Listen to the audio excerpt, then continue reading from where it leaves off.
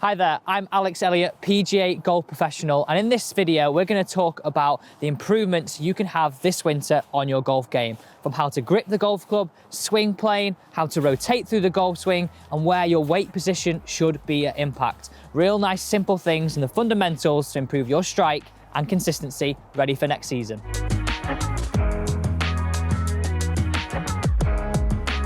Let's think of the differences between address and impact, and it's super important. All the top professionals do it, so now's your turn to learn and listen. So really nice and simple. I want you to think of it in this order. We've got one alignment stick, the blue one here, which runs parallel to our target line, and the yellow one roughly set a 45-degree angle to this. What I want you to feel is in this stage, so belt buckle goes down the yellow, hands go slightly ahead, shoulder starts to raise. And the difference is what I want you to feel is, and just have a waggle of doing this. This is how we get those hands ahead, but keep the club face nice and square. It's this motion, not just throwing the hands ahead. So really feel that. Have a little bit of a waggle, almost like a tail wagging of a dog or a fish. Really feeling the fins waggle. So then we get into down here. I want you to make some half swings, really feeling this motion. Back and through, so feeling that belt buckle down the yellow, hands ahead, and really starting to open up. Also, who does this look like? PGA Tour player, second in the US Open last year, Matthew Wolff, as he addresses the golf ball, he feels that press, he almost feels like he's getting into that impact position, and I think that's a great way for you to learn this winter down at the driving range the differences between address and impact, and then hit.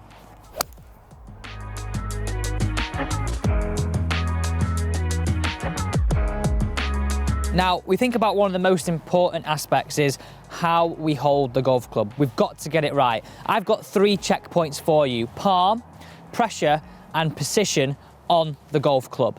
Really nice simple routine for you to use. I want you to get the sole of the club to the sky, grab it on the graphite area or the steel area on your irons, slightly tilt this club away. This is the first P, palm. Can we get the club into the fingers, and then we bring this padded area on top of the club. Now, this is really important for how the wrists work in the golf swing and how we get the golf club releasing through to target. So real nice simple routine for you to stick to get that club into the fingers. Now, there's 2 checkpoints within this palm. Can we feel the club is light? Check, that's a good thing. Also, in the good words of Ben Hogan, can we take all the fingers off apart from the first finger? If we're able to keep the club like so, we know we've got this club in the fingers. If the club falls, we know we've got this club in the palm. So we've got to really make sure this club is in the fingers to make sure we've got the club in the correct position. Moving on to the second one, feeling of pressure. Now, far too often I see too many golfers strangle this golf club. And that's really going to affect the way you turn, the way you move in the golf swing. We want to feel that grip pressure is light. But what is light? So 2 analogies for you to try. Number 1, imagine you just opened that brand new set of toothpaste, feeling as though you put your hands on the toothpaste, but don't let the toothpaste come out the tube. Real nice light pressure. So getting that on the golf club, I would go from one extreme to the other.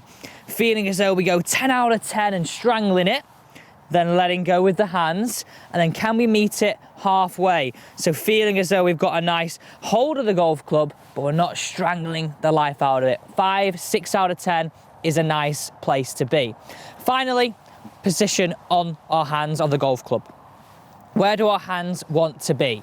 Now, far too often, golfers, and especially people who play at club level, have too much of a weak left hand. This causes those slices, lack of distance, and those shots that just don't feel like they fizz off the face. We don't want that feeling, right? Real nice and simple. We spoke about before how we get that club into the fingers. So we'll remind ourselves of that routine. Sole of the club to the sky, slightly tilt it away, club on the fingers, and remember, this meaty part on top.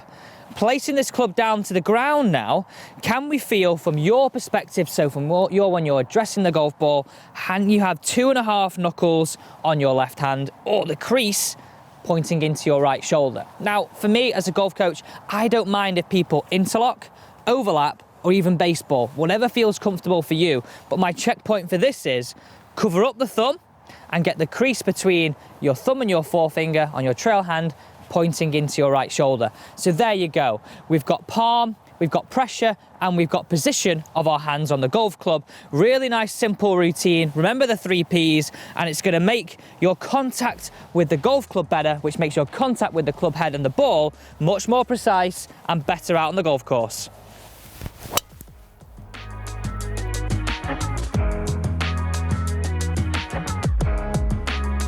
So let's get rotating and weight shift traveling back and through the ball this winter, ready for next season. This can help you with strike, distance, accuracy, absolutely everything. Now, this is something I want you to try with your irons and with your driver. First off, get an alignment stick through your belt buckle and really feeling as though you get them both matched up to begin with. You rotate back, you get the upper half to travel more than the lower half, the lower half to start it on the way through. Now, you'll notice as I'm doing this, where's my weight going? And just encourage yourself to try this at home right now and feel as you rotate, your weight travels from back to front. This is helping control the bottom of your arc. With an iron, it's gonna help you hit down on it. And with a driver, it's gonna help you transfer all that power into the golf ball. So again, arms across the chest, upper half rotates more, weight into the right side, lower half starts it. Really good feelings out on the golf course. So that is something for you to try on the range. What is something you could use playing this winter, getting ready for next season, as a feeling, as a pre-shot routine? And I'd really encourage even senior golfers to try this. We want to increase the amount of mobility and rotation we've got. This is a great way to do it. I dress the golf ball, my virtual golf ball down on the floor here. I want you just to feel as though you make a backswing, a little bit like Jack Nicklaus, allow that left heel to pull up, or your right heel for a left-handed golfer. This is going to allow you to transfer the weight. This will allow you to be able to rotate more. And guess what? We do the same on the way through. So just make a few practice swings back and through. It's amazing how now we can actually get our weight traveling through the golf ball, not hanging back, causing those fats, those thins, and those tops. Take that same feeling over the golf ball now. Just have a waggle to the top, getting the feeling of that weight shift and rotation, and then hit the ball.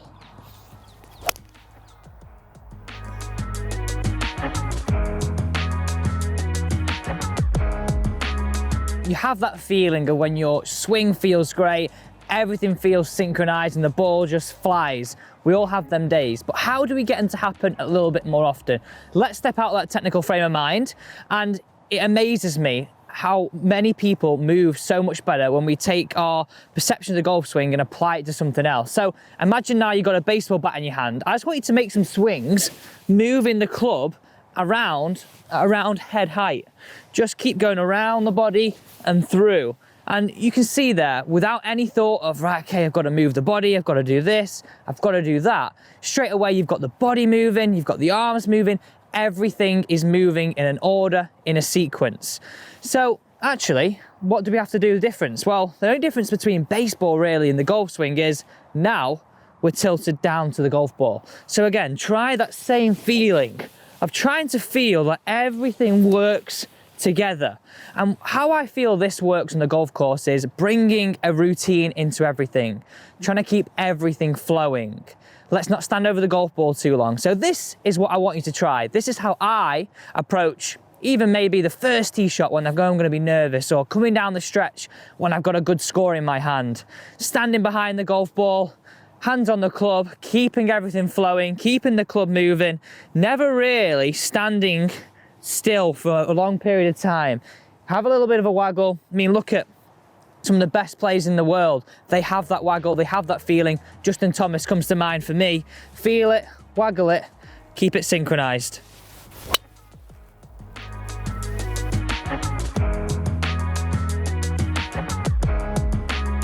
Let's talk about rotation. Feeling rotation in the golf swing, we all see it with the top guys on tour. More speed, more power. It's a massive thing that we all see in the modern golf swing. So the analogy I want you to use is, can you feel your shoulder line is always chasing your hip line? Real nice routine for you to try at home and on the driving range. Driver out in front of you, lead hand on top of the club, place your trail palm down like so, turn to the backswing. Feel as though your shoulder line is ahead of your hip line. And what I want you to make reference to is your belt buckle is rotating towards target, not standing up and not pointing to the right of target. Just make a few reps. I'd do this at home, like I said, but even before you go out for a tournament round this winter, and especially next season, so you can apply that on the golf course. Few practice swings, I'm really trying to feel as though somebody's pulling my belt buckle and my pocket round the target, not up into the air. Let the shoulders chase the hips. Really nice, simple analogy. Keep it fresh in your mind. Apply it to the golf ball, and you're going to feel like you've got more speed, more power. Who doesn't want that, right?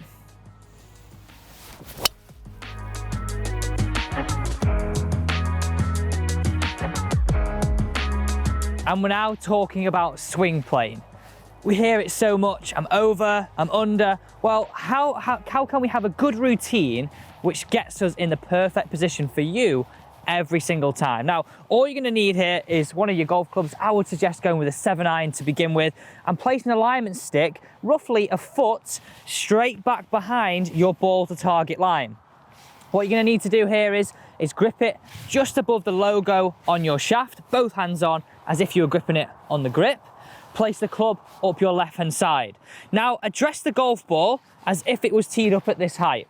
Really nice and simple. First move, keep the grip on the side of the body. Second move, point the butt of the club at the golf ball. Final move, as you turn to the top, we're looking to get the butt end of the club pointing down at the end of the alignment stick. So we're feeling as though now this club works around us on an inclined plane. And it really gives you a great feeling of how you get the body moving, how the wrist should move, and how the club should move on plane. 1, 2, 3, 4, back matching the alignment stick, 5, through to target. Do this at home, get this feeling, and you're gonna feel as though your swing works on a lot more on plane. So at the driving range now, leave that down on the ground. Feel as though you work through those positions again.